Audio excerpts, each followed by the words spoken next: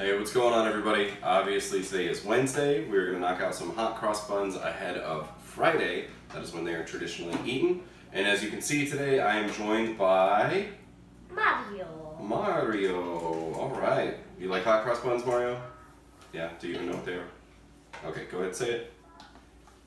It's me, Mario. Okay, so there are a lot of steps with hot cross buns, and we are not doing this live. We will still be interacting with you live if you have questions, but this has a lot of starting and stopping. I would go ahead and block out between 3 and 4 hours of your day if you want to make these. It takes a little bit of time, as any enriched dough that we have to add multiple things to will. But first things first, we can do this as far in advance as the night before. Here I have dried currants and candied orange peel. You can use raisins, you can use dried apples, you can use all kinds of stuff. What's up, Mario? Song and joke. Okay, let's do the song and joke in a second, bud. Now, you can soak these to hydrate them lightly. I'm going to use rum. If you are one of these households that does not use rum, you can of course use orange juice or apple juice, or you can just use water if you want. We like rum. It adds a really nice flavor to it. All we need to do is put enough in there to where they are submerged, and we'll let that sit for at least 10 minutes. That's why we want to go ahead and do that first now. But you could do it as far as the night in advance. Just go ahead and throw them in your fridge and they will continue to absorb that. Now, Mr. Mario, go ahead with your joke. Why don't you see dinosaurs at Easter? Why don't you see dinosaurs at Easter? You know, I don't know. Why? Because they're extinct. Extinct. Oh my goodness. That's a good one. We're going to save your song for when we're mixing. Okay? So you just think about it. Okay. Now, this is an enriched dough. It is very in the same vein as the dinner rolls that we made earlier in the season, and honestly this dough is very, very, very close to my cinnamon roll recipe. I won't be sharing that, but it is very close to that because a lot of times these are made with what's considered a very rich dough that is often overly sweet, and I, as a pastry chef, do not like bread doughs that are very, very sweet. It also makes it very difficult to work with if they have too much sugar because they get super, super sticky all the time. And I know that's very frustrating, especially when you're cooking with assistants who have really kind of crazy gloves on. We don't want a dough that's too difficult. So, in the bowl of my stand mixer, I have eggs and milk and nutmeg. You could also use allspice, brown sugar, salt, bread flour, and yeast. And I'm going to go ahead and I will do what I always do, give it a quick little pre-mix. Mr. Mario, why do I do this little pre-mix? So you can start slowly. That's right. Just in case it gets out of the bowl. That's right. By pre-mixing it a little bit, I won't have the machine kicking it all over the place, right? Yeah. Now, don't worry about what's on the counter. It's fine. We'll get it back in there. Thank you, Mr. Mario. Now, what we're going to do is we have it pretty well pre-mixed. I've told you many times this mixer basically automatically starts on medium. I don't love it, but it is the mixer I have. If you have a different mixer where it'll mix on low speed, mix it on low speed for about 2 minutes. That'll make sure everything is evenly incorporated. Then we will increase it to a medium-low speed for 4 to 6 minutes, okay? So we're gonna get that on. Now, while we wait, because it's super exhilarating just letting dough mix, Mr. Mario, why don't you sing us the Hot Cross Buns song? Hot cross buns, hot cross buns.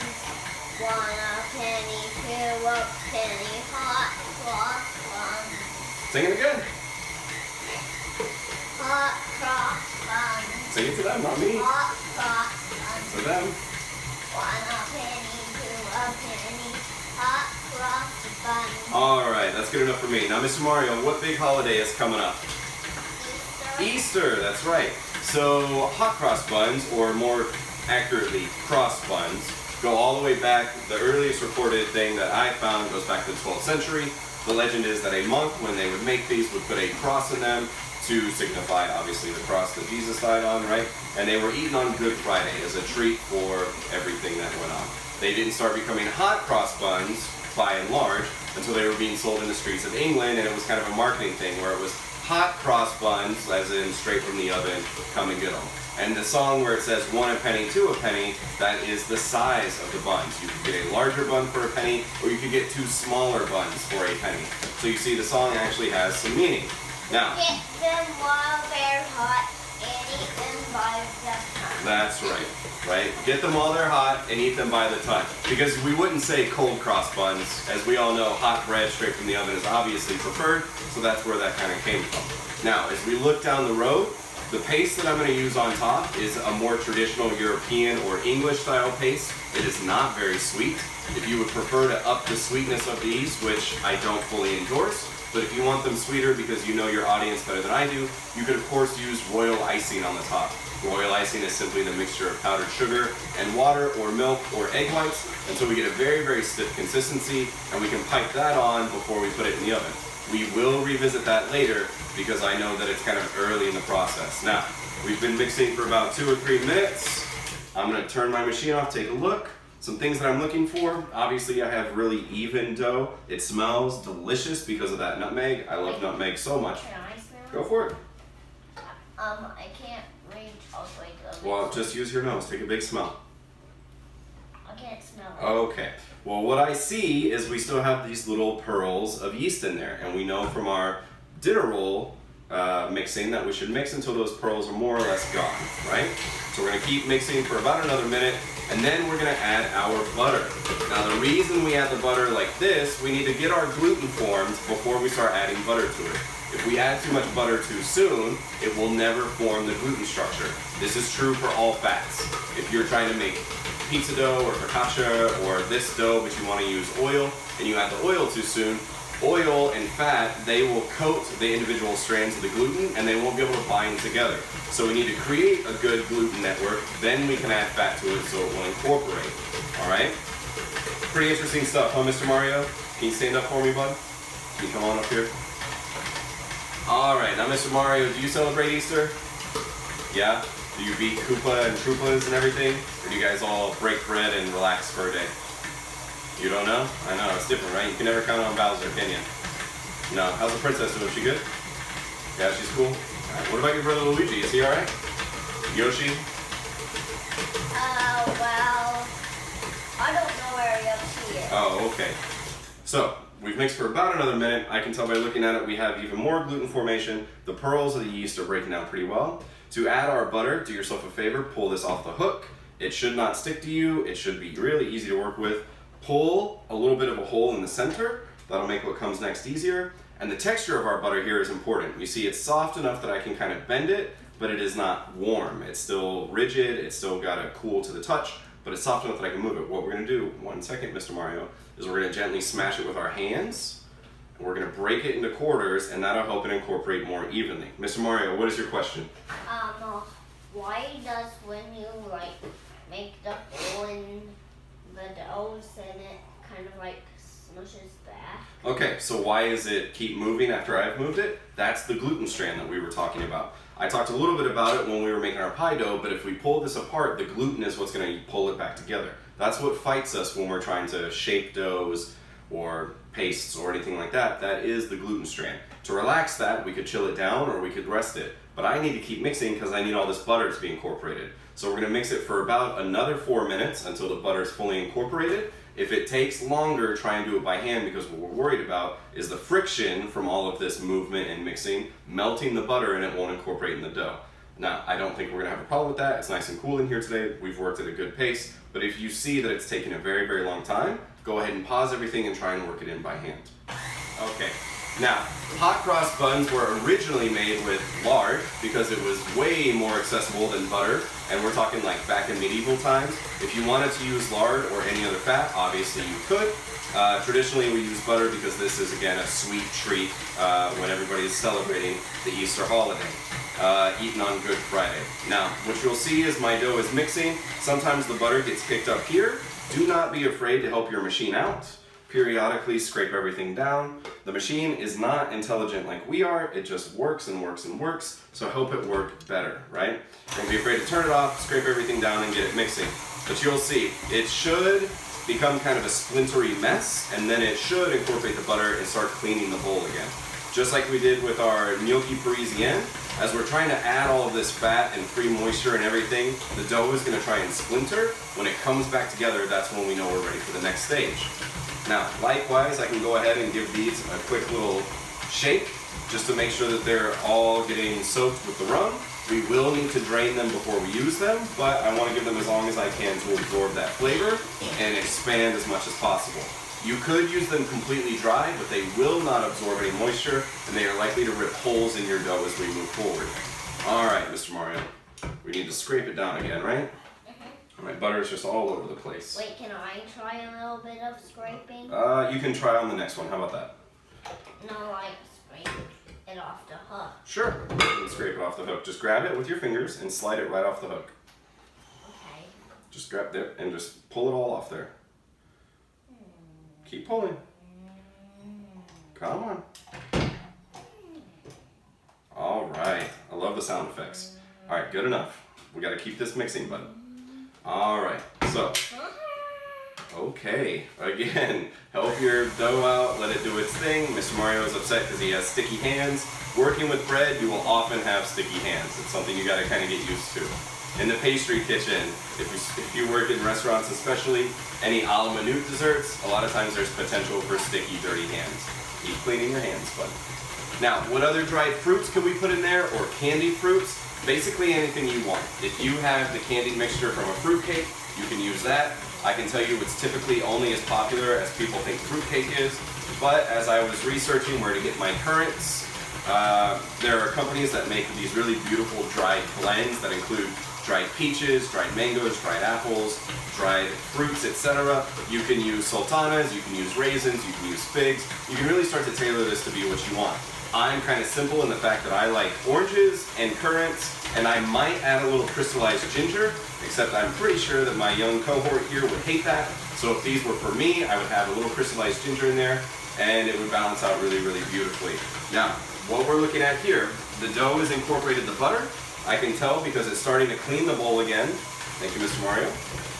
And we're gonna go ahead and we're gonna lift the beater. We're gonna take a look. I'm gonna inspect my dough. As you can see, it's much smoother. It's got a lot more elasticity now, and it feels way, way softer because the butter's incorporated. So, what comes next? We need to get those fruits in there. Like the butter, if we add the fruits too early, it'll mess up the way the dough forms its gluten.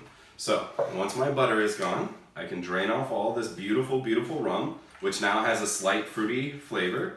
We can use this for a rum and powdered sugar glaze on other pastries. We can use this in cocktails because it is still Corona-mageddon and we're quarantined. Or of course we can save it to soak fruits in the future. But it is absolutely delicious now that it has the extra flavor of the oranges and the currants. Here we go, straight in. And we need to mix this pretty quickly. We just want it to fully incorporate into the dough. If it takes more than a minute, you should stop and mix it by hand, because at this point we don't want to over-glutenize our dough and we don't want to start tearing up the beautiful mixture that we just made. So hopefully this won't take more than a minute.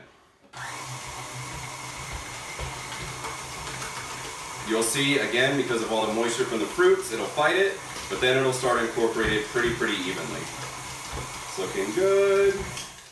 I'm going to scrape it all the way off the hook. Right, I can even remove this. That was only 15 seconds. I know. So I can remove this. I can completely flip the dough over in the bowl, scrape everything off the sides because we want it in there. Now can you smell it, buddy? Does it smell good? Yeah. A tiny bit. A tiny bit. In our house that means it's okay. It's better than nothing, right? So we'll probably mix it another 15 to 20 seconds just to make sure. And this will be our hot cross bun dough.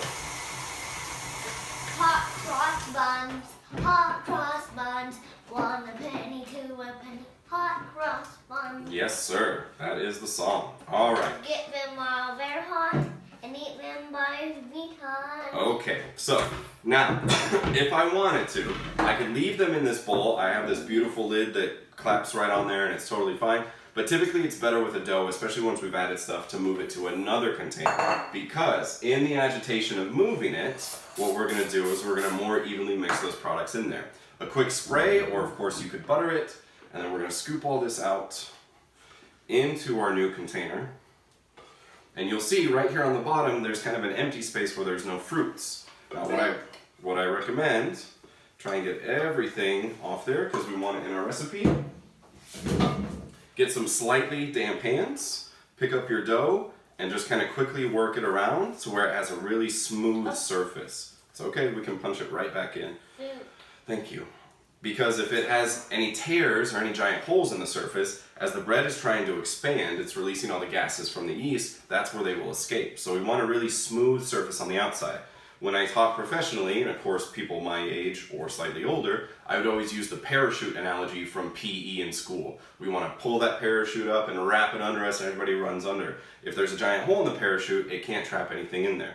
But you see our dough's nice and smooth. We have the fruit sticking out. Some are submerged. It'll work beautifully at this point.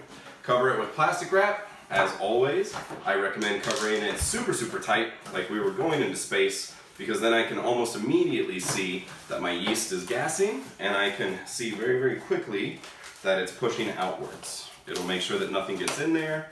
It'll make sure that if anybody walks by with wandering fingers, they can't get in. We'll stretch it just like that. Now immediately upon wrapping it, I can already see little streaks of gas forming on the underside. That's a beautiful sign for us. What we need to do now, let this proof at room temperature for about an hour. Obviously we're not gonna make you watch us, so we'll be back. All right guys, so as you can see, we have a nice dome top. One of the other reasons I like to wrap this super tight. Our dough is very, very puffy and full.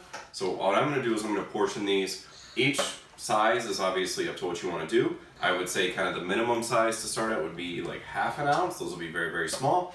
All the way up to like 4 ounces, and those will be like a whole handful of hot cross bun at the end. I'm gonna do mine in 2-ounce portions today.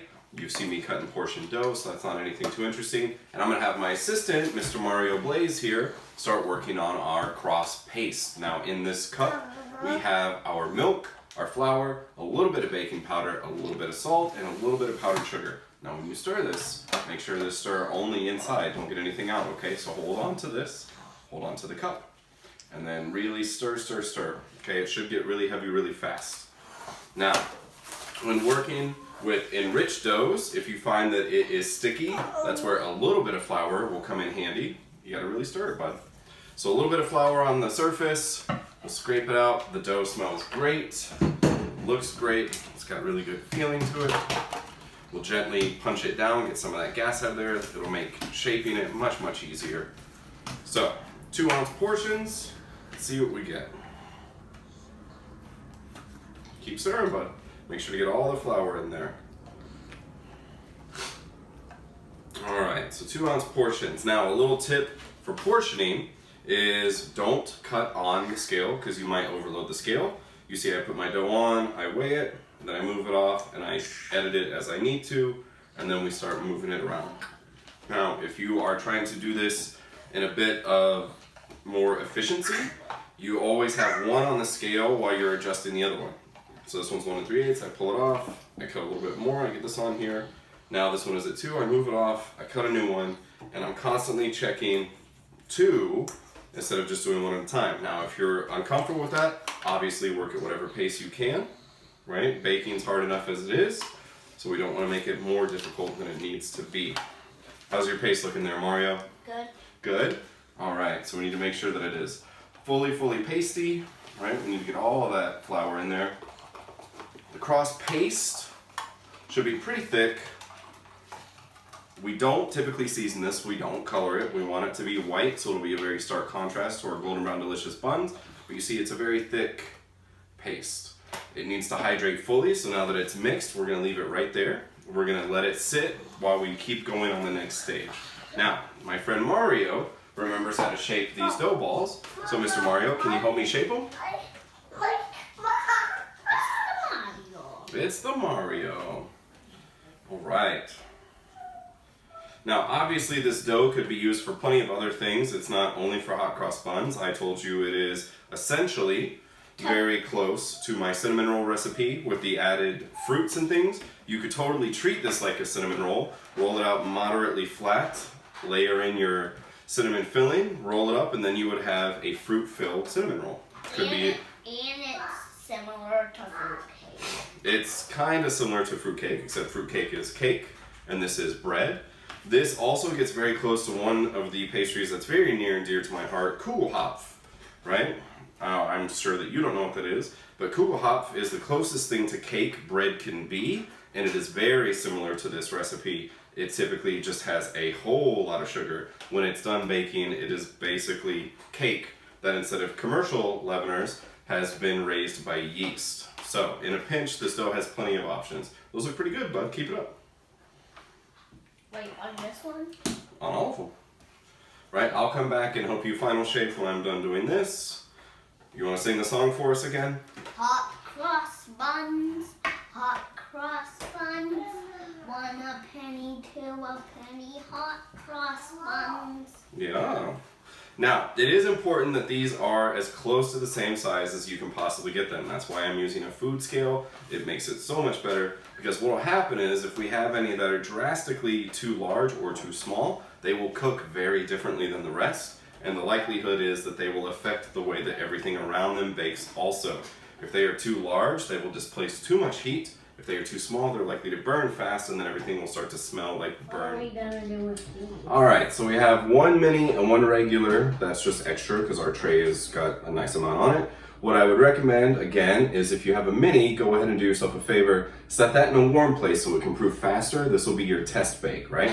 You can do something as simple as put it on tin foil and then just cover it with a teacup. It'll be fine. The larger one, if you want another tester behind this one before the full tray, you can do the same thing. Just set this aside at room temp. It'll proof slightly slower than the mini. It'll be totally fine. Now our full-size tray, we have it on there. Try and tuck any fruit in. That way they're nice and round, more even, right? I'll tuck this one in. Okay, go for it. Thanks, buddy. And of course, you remember our trusty unused trash bag. This is what we call cater wrap. So we will cater wrap our tray. It gives us a really nice enclosure without cutting off the ability for the dough to rise. We will gently drape it up on top, gently fold this over. It's just like a real trash bag, it kind of smells bad. It doesn't smell bad, it's an unused trash bag, so don't worry about that, but just make sure that it is not a scented trash bag, because then it will make your dough smell like that. We will let these proof at room temperature. Our paste is doing really great. Mario mixed it for us. We're gonna let it hydrate fully for the next hour or so. We may adjust it if we need to, but we should be fine. And as we look ahead, we can go ahead and mix our egg wash.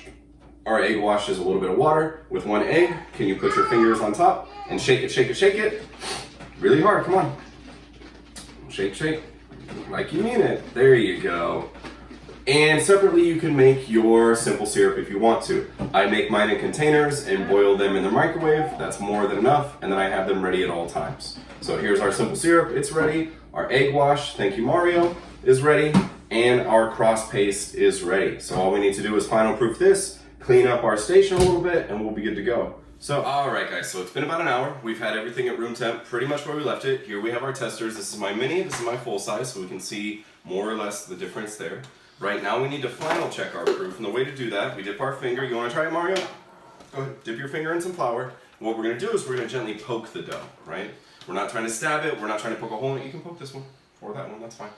But we're just going to poke the dough. Yep. And if it only barely rebounds, then we know that we're ready to go. If it rebounds all the way, then it has a long way to go. If it completely collapses around it, it's overproofed and it's likely that it'll just deflate right in front of you. It's very sad, but it does happen. Now, one of the things we can do also is we can get these out of their bag, right? We have to be very careful. We want to make sure that it didn't stick to the tops of them, so we have to make sure it's cleared really nice. Right, and there's our rolls, they look great. I could try and readjust a couple of these just very, very gently. A lot of times we just kind of let it go, because at this point, the more we mess with it, the more likely it is to collapse. And at this point, we need some of our delicious egg wash. We want to apply it all around as best we can, but still being gentle. Hot cross buns, hot cross buns, 1 a penny, 2 a penny, hot cross buns, give them to your daughter. Alright, so we have our cross paste in this piping bag. I'm sure that you guys don't have piping bags at home. You can definitely use a Ziploc bag. You can roll up parchment paper and turn it into a cone. If you do have a disposable piping bag, go with this. Cut your tip much smaller than you think you'll need it. We don't want giant fat streaks on this. And then it really is just very simply across, right over the top. Right? Yeah, that's why it's called hot cross bun. That is why it's called a hot cross bun.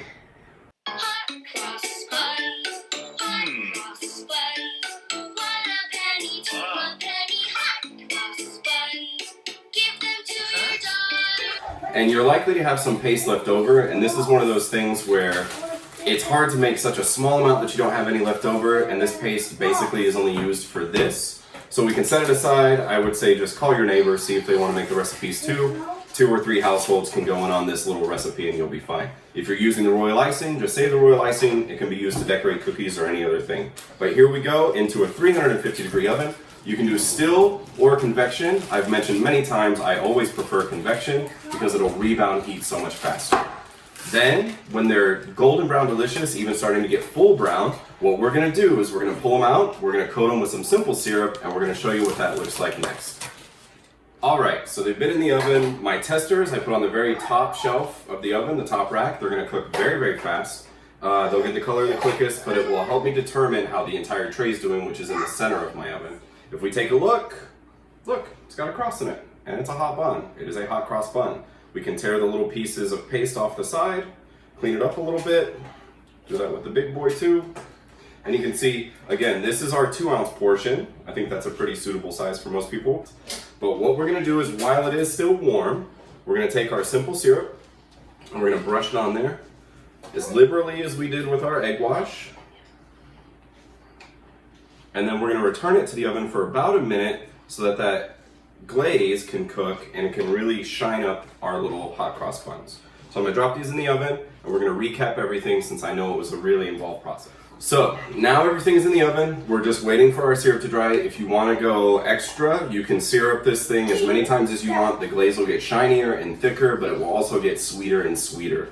Hot cross buns, like other yeasted sweet raised buns, are pretty involved. So remember, we had a basic buttery dough, very similar to what you would use for a cinnamon roll. Then we had some soaked fruits. You can use alcohol or not. Then we had our paste. Then we had egg wash. Then we had simple syrup. So in this recipe, there are a lot of components. Now, the best way to store our hot cross buns is going to be in an airtight container. They're honestly not great for a long period of time because they will start to stale relatively quickly. The sugar does act to extend shelf life, but not forever. I would say consume them within the same week for sure. After that, they'll probably be far too stale to do much of anything with. What do you think, Mario? Was that cool? Yeah, you excited for Easter? Yeah? Do you have any parting words for everybody? Happy Easter. Happy Easter. Bye. And bye. Fist bump. Boom.